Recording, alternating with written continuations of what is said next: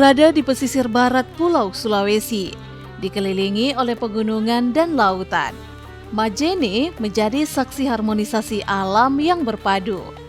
Daerah ini tak hanya menawarkan pemandangan yang memukau, tetapi juga menceritakan kisah kehidupan yang telah berlangsung selama berabad-abad. Menilik kembali catatan sejarah, Islam pertama kali tiba di wilayah ini melalui perdagangan dan kontak budaya dengan para pedagang Muslim yang menggunakan laut sebagai jalur utamanya. Perjalanan saya dimulai dari Masjid Agung Ilaikal Masir. Masjid yang dibangun pada tahun 2015 ini berdiri dengan megahnya di tengah-tengah kota Majene. Assalamualaikum warahmatullahi wabarakatuh. Pemirsa, jejak kemuliaan agama Islam menjadi salah satu bagian penting dari sejarah masuknya Islam di Kabupaten Majene. Nilai-nilai Islami pun juga diwujudkan dalam kehidupan masyarakat sehari-harinya. Pemirsa jejak Islam, kali ini kita akan menggali lebih dalam lagi tentang sejarah masuknya Islam di Kabupaten Majene yang sudah ada dan berjaya sejak masa silam.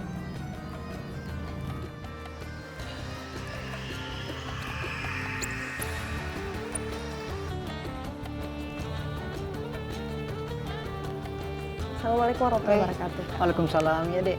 Gimana kau dalam menunggunya? Ya dari tadi. Bagaimana kabarnya dari Muji perjalanannya gimana? Alhamdulillah lancar kak. Ya. Gini nih kak, tolong dong adik diceritain tentang gimana sih awal mula masuknya Islam di Kabupaten Majene ini kak. Oh iya. Proses masuknya mereka itu kan sebenarnya karena dari jalur pelayaran dan perdagangan itu bahwa di Nusantara kita kan terdiri dari beberapa pulau sehingga intensitas pelayaran menggunakan perahu dan seterusnya itu kemudian menjadi alat transportasi utama. Tidak mengherankan bahwa aktivitas bahari ini kemudian menjadi hal yang sangat pokok ketika pelayaran dan perdagangan yang dilakukan oleh bangsa Persia, bangsa Arab, Melayu dan bangsa Eropa yang masuk ke negara kita yang kemudian mendorong kemudian para tokoh-tokoh agama ini untuk kemudian masuk ke daerah kita yang kemudian mencoba untuk berdagang yang awalnya memang tidak langsung menyebarkan Islam, tapi dengan perilaku-perilaku yang mereka lakukan berdagang, tapi secara tidak langsung menghormati apa yang menjadi tradisi yang berada di tempat tersebut.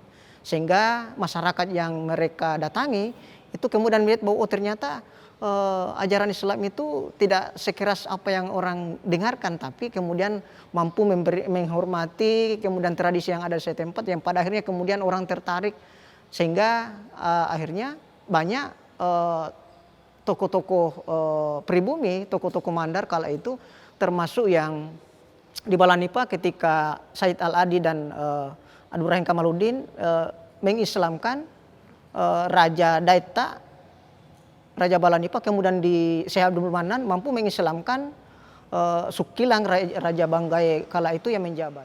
Kita kaitkan dengan bagaimana kemudian perkembangan arsitektur Islam kaitannya dengan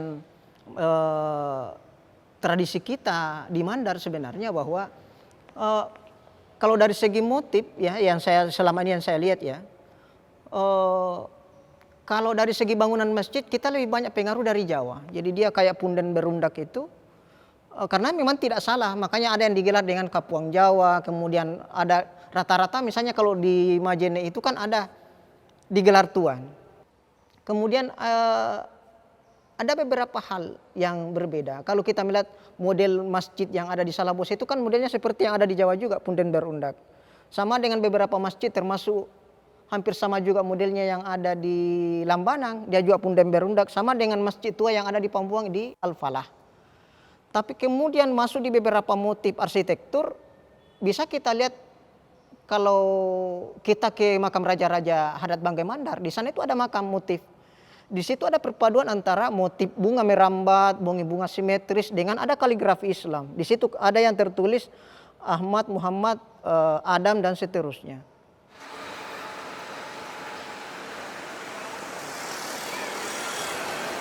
Saya kembali melanjutkan perjalanan. Kali ini tujuan saya adalah salah satu masjid yang menjadi saksi bisu perkembangan agama Islam di Sulawesi Barat. Didirikan oleh ulama dan pemuka setempat, Masjid ini menjadi simbol persatuan dan kekuatan iman masyarakat Majene.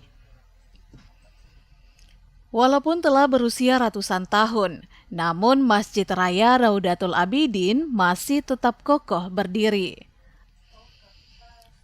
Menjadi saksi dari berbagai peristiwa dan perubahan zaman, masjid ini menyimpan kisah-kisah yang terpahat dalam setiap dinding dan tiangnya. Di masjid ini, saya bertemu dengan Ketua Dewan Kemakmuran Masjid. Beliau adalah Bapak Sufyan Mubarak. Assalamualaikum warahmatullahi wabarakatuh, Pak Ustaz. Waalaikumsalam warahmatullahi wabarakatuh. Adik bisa tidak diajak melihat-lihat apa saja yang ada di masjid ini, Pak Ustaz? Ya, saya kira bisa kita nanti jelaskan. Ya, Pak Ustaz. Jadi ini awalnya waktu pembangunan tahun 1753 ini, itu luasnya hanya sebegini saja. Jadi luasnya ini sampai sini, ini sampai di sana, Sampai sana. sampai sini. Ya. Jadi inilah masjid pertama waktu dibangun sejak tahun 1753 ini sampai sini. Ini sampai sana. Awalnya ini kan lantai 2-nya ini ditempatin untuk salat tarawih untuk perempuan ya di atas. Ini karena kondisinya sudah perlu rehabilitasi, mungkin tidak bisa lagi dipakai. Tidak digunakan lagi. Iya, betul. Nah, kemudian nanti di perkembangan selanjutnya itu baru dikembangkan masjid ini yang persis sama ini. Jadi tegelnya ini itu dipesan di Surabaya. Oh, jadi didatangkan dari Surabaya. Didatangkan dari Surabaya langsung. Tegel ini yang tegel memang sudah ratusan tahun juga ini tegelnya. Tehel pertama Tehel di masjid ini ya. Itu tehelnya. Ini jadi batas tehelnya ini pengembangan ini keluar setelah tehel yang kedua. Dan alhamdulillah kegiatan kita di Masjid Raya Raudatul Abidin Majene ini bahwa yang pertama itu adalah ada TPA-nya, Taman Pendidikan Al-Quran. Taman Pendidikan Al-Quran Subbanul Abidin ya, Subbanul Abidin. Dan itu yang ini laksanakan di samping masjid ini kegiatan mengaji atau mengkaji Al-Quran, utamanya anak-anak. Kemudian yang kedua itu kegiatannya adalah majelis taklim setiap minggu, itu tepatnya setiap Selasa malam itu diadakan majelis taklim. Kemudian kegiatan selanjutnya bahwa setiap hari raya Kurban itu kita melaksanakan penyembelihan ya hewan kurban, baik itu dari jamaah maupun dari masyarakat luas. Suasana hangat dan kebersamaan memenuhi ruang masjid. Pelajaran-pelajaran mengenai fikih, hadis, serta pembahasan agama menjadi sorotan dalam diskusi yang mengalir begitu harmonis. Keterlibatan aktif dari jamaah membawa semangat belajar dan berbagi pengetahuan agama.